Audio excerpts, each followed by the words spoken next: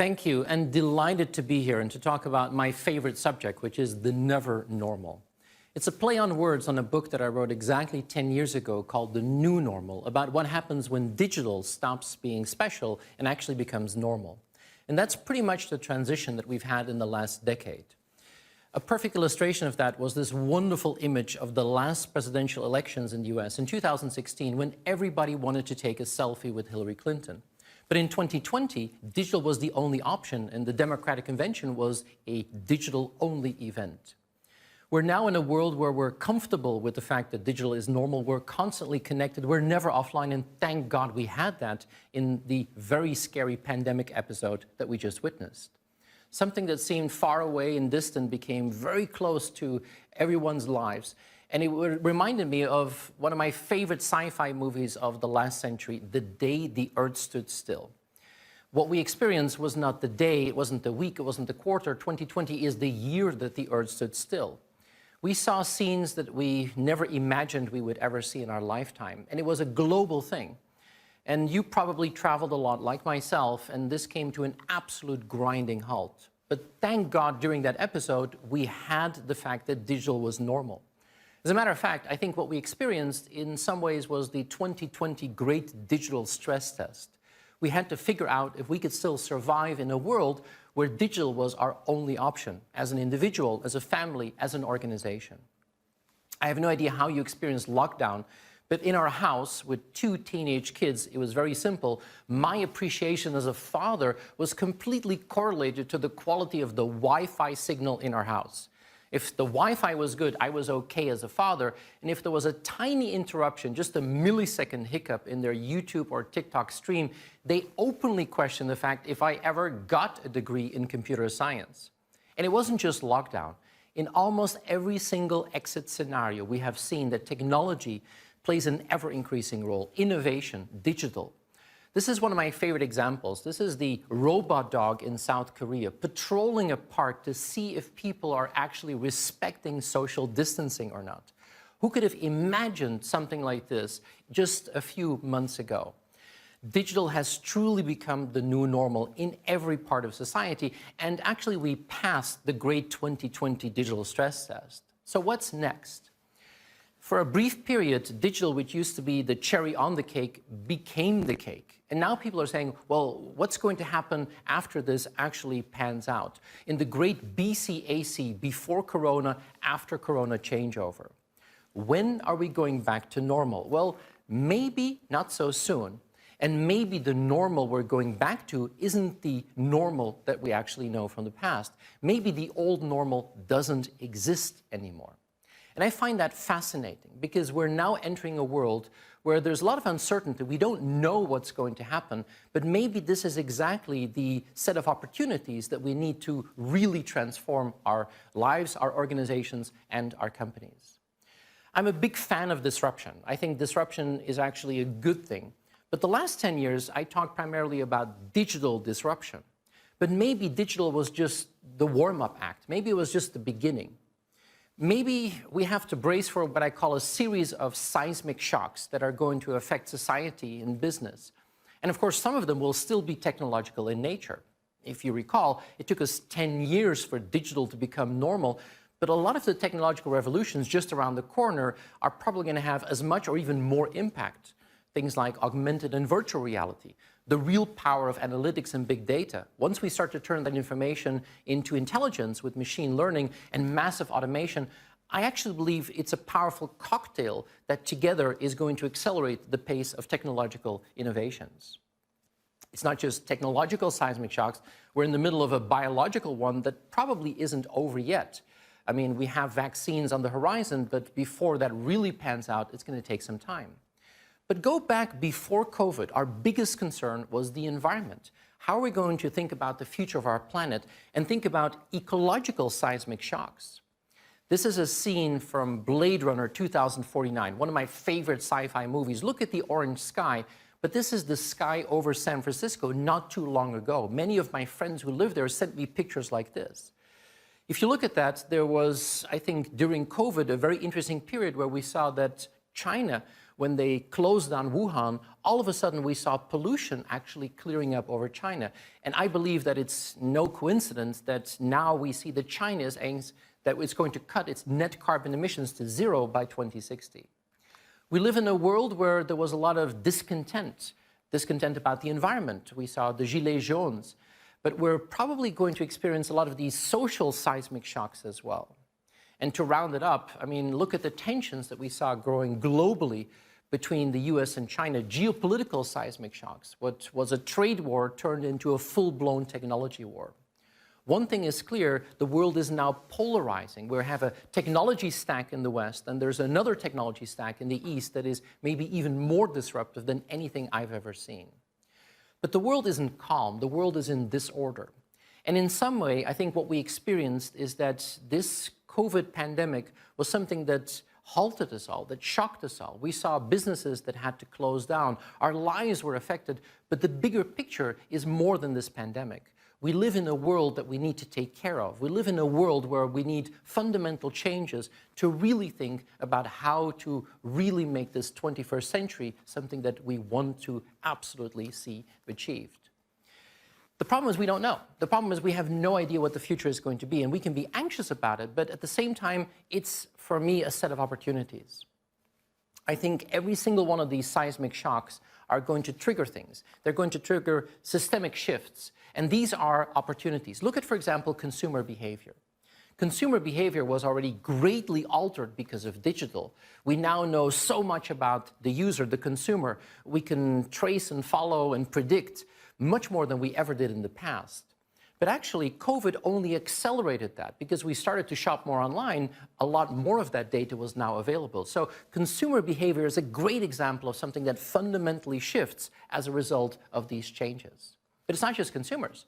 The way we make money, the operating model and business model is more volatile than ever before. The result of that is, for example, capacity and resources. How many people do we need to do that is going to shift. Financial performance is going to be greatly affected. I still feel sorry for everyone who put so much effort into the 2020 budget in November of 2019, and by the middle of March of 2020, we just throw it into the wastebasket. Every single one of these shocks is going to create shifts, and that is the opportunity for disruption, but the opportunity for change. And in my opinion, the real disruption still has to happen. The last decade was about digital becoming normal, but the next decade is where we're going to see disruption in food, agriculture, healthcare, and energy. And I believe that is enormously exciting. But one thing is clear, thinking we're going to go back to the old normal and the calmness of the past is an illusion. We're entering a world with more volatility than ever before, and that's exactly what I call the never normal. The never normal has a couple of characteristics, and I think it's important that we understand that. The first is we're in a world which is more fluid than ever before, and the pandemic has shown that. Look at work. I mean, all of a sudden we had to work from home, and we coped. When we went back to the office, it wasn't the same office, and let's be honest, remote working wasn't easy. I loved this Fisher-Price work-from-home playset, including video conference material, crying babies, and wine bottles. And we're now seeing that some companies are saying, why go back to the office? I mean, Facebook says, well, maybe half of the staff shouldn't go back to the office at all. Twitter even said, no employee should ever be forced to go back to the office. Fluidity in work, fluidity in society. We live in a bubble economy. And for some people, it was a great time to get braces, but for most of us, it was pretty challenging, especially for the younger generation. Not easy. Look at the Berliner Philharmonic. How can you make a profit with this type of a setup? But then you see the resilience and the creativity. This is a Dutch solution that went around the world where restaurant owners would put greenhouses in front of their restaurants for people to enjoy a corona-proof meal.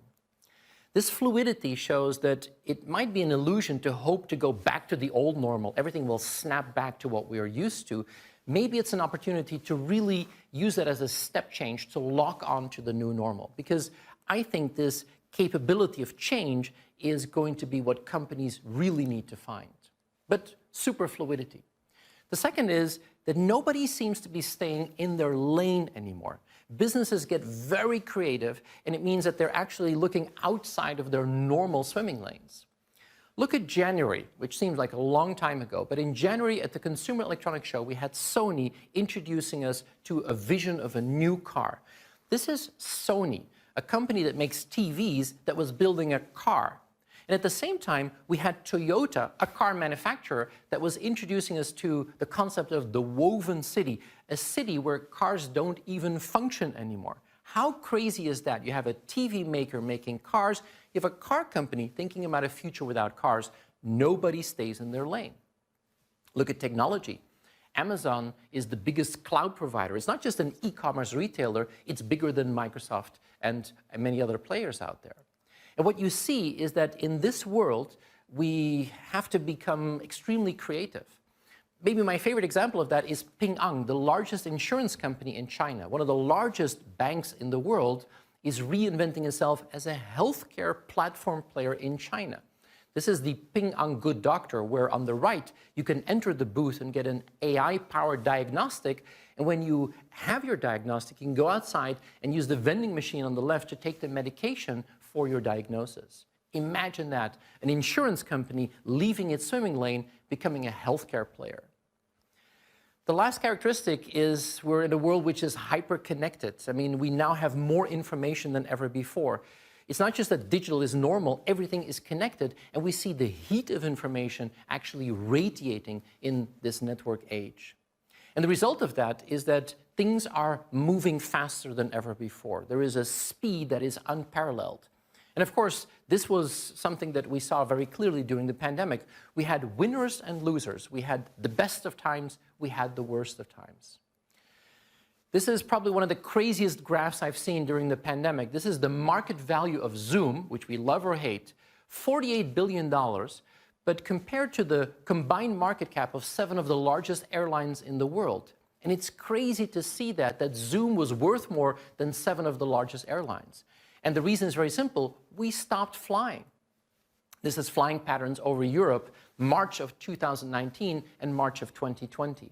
And if we stop flying, then we see the ripple effect. Because we stop flying, then the airlines need less planes. So we see that there is going to be a huge impact there. They're going to order less engines. We're going to take less trips. But at the same time that we've seen, for example, airlines have a lot of difficulty, we've seen people that really win in this situation. Look at everything happening with e-commerce. The CEO of Shopify said, well, what we hoped and dreamed for 2030 has been pulled into 2020. We started massively to go online, huge impact on logistics, winners and losers at the same time. But one thing is clear, it's faster than ever before. This uncertainty about the future might actually signal some sort of a reset in some economies. Maybe also a reset in how we think about the future. But one thing is clear, we're going to have to brace ourselves for all these changes. How can we use them to our advantage? How can we become even stronger with all these changes? How can we become anti-fragile? And I refer to a book that Nassim Taleb wrote in 2008, The Last Financial Crisis. And in Anti-Fragile, he said, well, if you introduce too much stress into a system, then things actually will break. And that was a bank, for example, in 2008. Today, we see that, for example, because we don't travel, Hertz goes out of business. We see that the airlines are in trouble, or the non-food retailers, which are struggling. A natural way to deal with that is to say, well, if we don't want to break, how can we become more resistant to change? How can we become more robust? And this is something that a lot of the banks did after 2008. They built in governance and rules and compliance, but they became robust, but they actually lost their agility. And that's not what we want. Maybe this pandemic has shown that we need to brace ourselves, but actually think about being adaptable and flexible and resilient.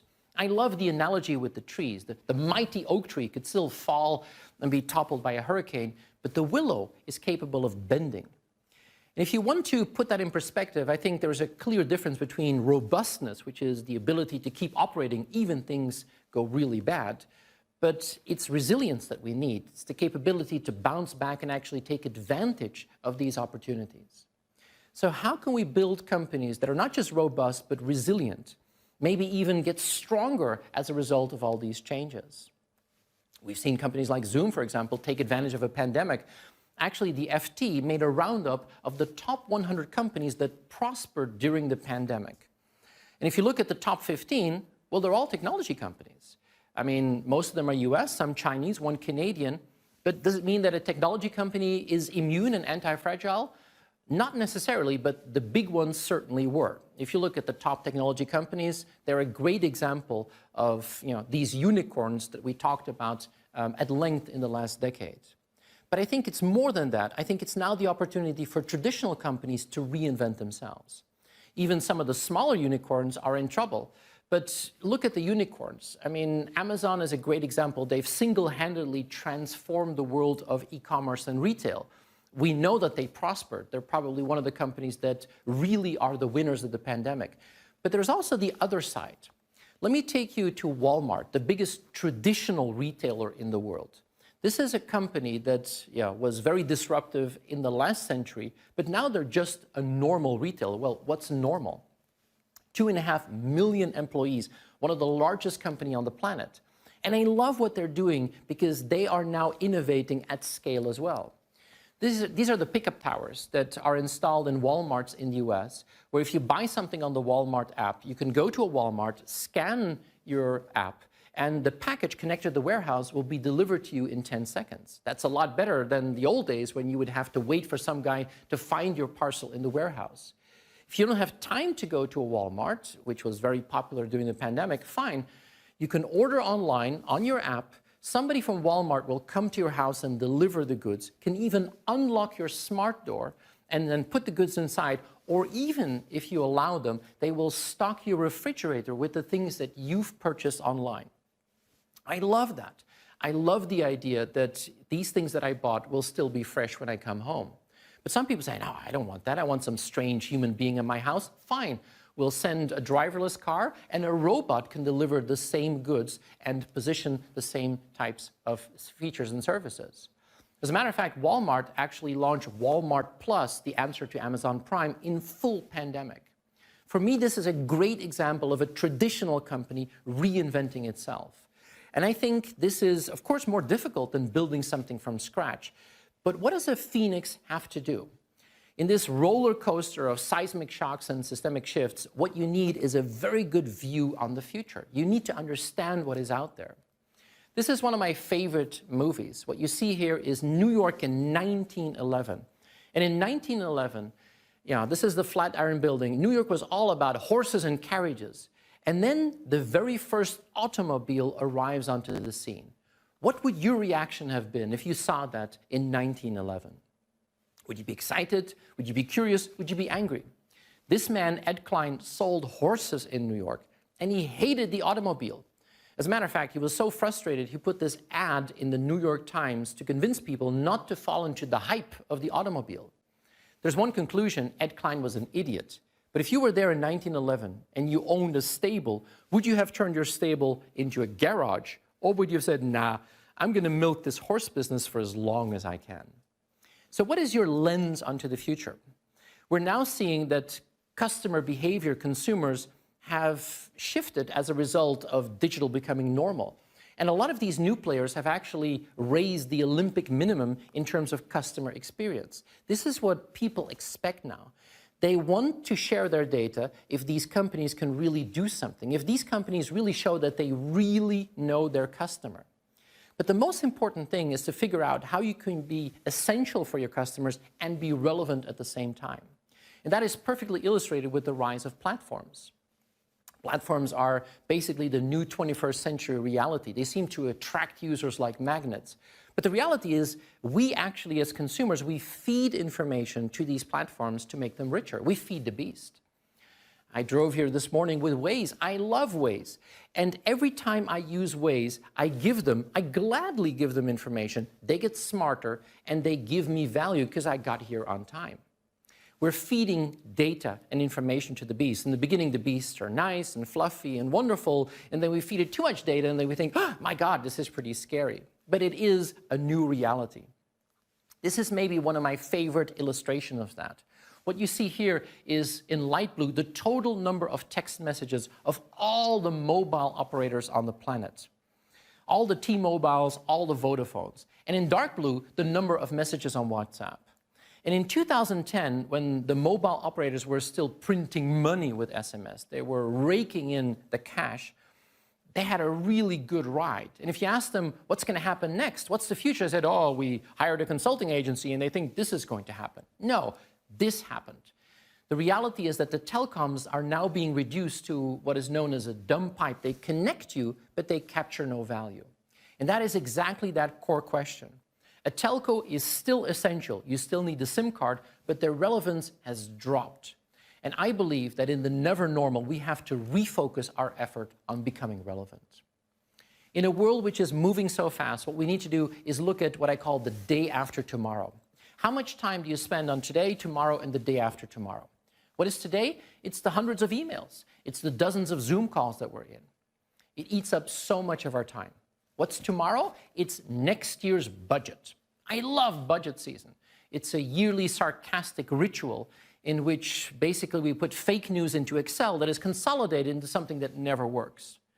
Exaggerating, of course. But then there's the day after tomorrow. New ideas, new business models, new concepts that could change the rule of the game. How much time do we spend on today, tomorrow, and the day after tomorrow? Many people say 70-20-10. Reality is 93-7-0. And the problem is value. Today is very important. Tomorrow is very important. But the day after tomorrow is crucial if you want to reinvent yourself for the never normal. The problem is that's not the full model. Actually, there is an extra element. And this big red square is what I call the shit of yesterday, which creates negative value. But think about this in your company. What is your balance of focusing on the day after tomorrow and the customer in the day after tomorrow and cleaning up the mess of the past? I think this is the time for reinvention. I think it's the time for seizing the opportunities that it gives, but you have to structure that. I became really intrigued by the model of the hourglass. You all know what an hourglass looks like. The top of the hourglass, this is the part of your organization that looks at the day after tomorrow, that senses all the opportunities, and then experiments and tries it because you need to figure out what is right for you. A wide lens, and then the bottom of the hourglass is going to be the part where it falls in, and then you scale those opportunities. But if you want the top of the hourglass, if you want to follow that never normal as an organization, you're going to need to be bold on your vision, but also flexible on the details. But once you've figured it out, once you've sensed and tried, then you can scale and run that. And I would argue that most companies today have a really good bottom part of the hourglass. They're really good at scaling and running, but what you need to do is really intensify your capabilities of sensing and trying. So what is the recipe for the future that you're building? I coined this into something which I call vaccine. And vaccine is an incorrectly spelled 6-letter word, but the V is for velocity. I think speed is more important than ever before. I love this quote from Mario Andretti. If everything seems under control, you're just not going fast enough. Probably a bad quote for a Formula 1 driver. But look at the hospital in Wuhan that was constructed in just 10 days. I mean, 10 days. When I saw that, you could see the speed of the never normal. I live in a country where we couldn't do that in 10 days. It would take us 10 months, maybe even 10 years. But it's not just speed, it's agility. I love the analogy of the whitewater kayaker. I mean, this seems like a really scary sport in the beginning. The water could crush you, you're submerged. But if you learn how to read the river, then you can actually use the power of change to your advantage. Look at what we saw in COVID, where, for example, a company like Lego used the same machines to make toys and turned them into machines to make visors for hospitals. It's unleashing the creative potential that is inside our organizations, and it's firing on all the innovation cylinders. It's product and market and service and model innovation.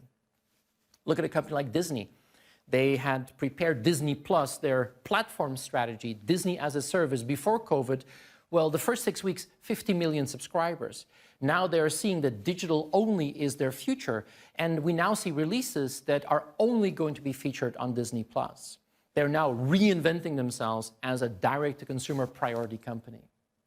The last two are networking and experimentation. We don't live in the age of digital, we live in the age of networks. I recently did some work for example, a company like Bekaert. They make steel wire. They sell a lot of that to companies like Bridgestone, who actually make tires, who sell it to BMW, and who is now trying to figure out what is going to be the post-pandemic way of actually selling cars. If you don't have the transparency and the trust in the network, you will never be able to achieve the results. We live in a world that is hyper-connected, but it takes a network to actually fight a network. We have to think like a network because the outside world is a network. The last one is experimentation. We need the psychological safety to take risks. I love this quote from Mandela: "I never fail, I either win or I learn." And I believe that if companies want to leverage the never normal, if they really want to increase innovation, they are dramatically having to lower the cost of failure. So speed, agility, creativity, innovation, networking, and experimentation. I think this is a recipe for the never normal, because we can't wait for the final Harvard Business Review to fall into our lap and implement the 7 steps. That doesn't work anymore. This is no longer the age of lessons learned. This is the age of lessons learning. We will have to experiment and learn as we go along. The problem is we've built organizations for scalable efficiency. We have to rethink them for scalable learning. I think this is a mechanism to cope with this uncertainty, but I am a perennial optimist. I love what Rachel Botsman says about trust. Trust is the confident relationship with the unknown. I hope this hasn't depressed you, but inspired you. I'm an absolute optimist about this never normal. But if you look at your sector, I mean, the world of electricity has been pretty stable for a relatively long time. It's something that was all the hype more than 100 years ago, and now it is in a phase where I think it is ripe for fundamental change. This is the age where you can leverage the never normal, but you will have to turn it all the way to 11. We shouldn't be afraid of technology. I mean, we see that technology plays an ever-increasing role in our life. I think, on the contrary, we should really embrace it. I love this quote from Maya Angelou: "If you're always trying to be normal, you will never know how amazing you can be." I can only wish you a lot of success in the never normal. Thank you.